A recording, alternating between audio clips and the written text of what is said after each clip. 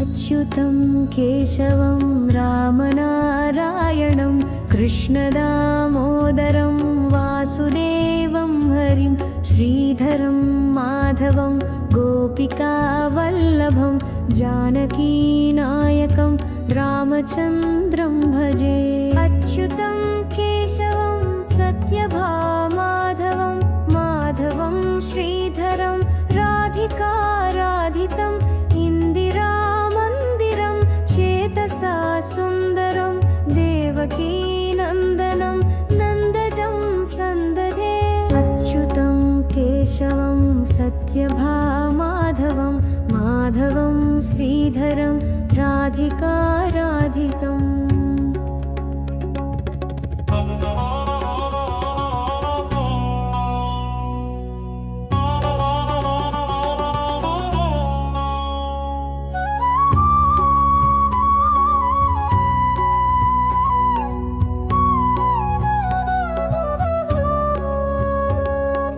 विष्णवे जिष्णवे शङ्कने चक्रिणे रुक्मिणी रागिणे जानकी जानये वल्लवी वल्लभाराचितायात्मने कंसविध्वंसिने वंशिने ते नमः।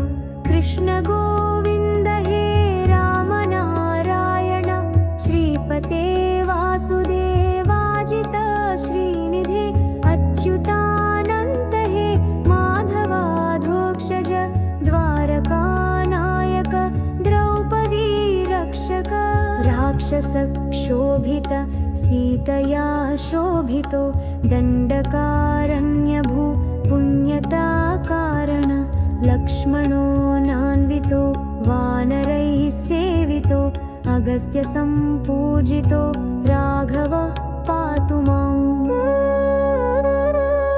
धेनुकारिष्टको निष्टकृद्वेषिणां केशिः कंसहृद्वंशिकावादक पूतना कोपक सूरजाखेलनो बालगोपालक पातु मां सर्वदा। विद्युदुद्योतवत् प्रस्फुरद्वाससं प्रावृडं बोधवत् प्रोलसद्विग्रहं वन्यया मालया शोभितोरस्थलं लोहितां घ्रिद्वयं वारिजाक्षं भजे। कुञ्चितै कुन्तलै व्राजमानाननं रत्नमौळिं लसत् कुण्डलं गण्डयो हारकेयूरकं कङ्कणप्रोज्ज्वलं किङ्किणीमञ्जुलं श्यामलं तं भजे। अच्युतं केशवं रामनारायणं कृष्णदामोदरं वासुदेवं हरिं श्रीधरं माधवं गोपिकावल्लभं जानकीनायकं रामचन्द्रं भजे। अच्युतं केशवं सत्यभामाधवं माधवं श्रीधरं राधिकाराधितं इन्दिरामन्दिरं चेतसा सुन्दरं देवकीनन्दनं नन्दजं सन्दधे। अच्युतं केशवं सत्यभामाधवं माधवं श्रीधरं राधिकाराधितम्। च्युतस्याश्चकं यः पतेदिष्टदं प्रेमता प्रत्यहं पुरुषसस्पृहं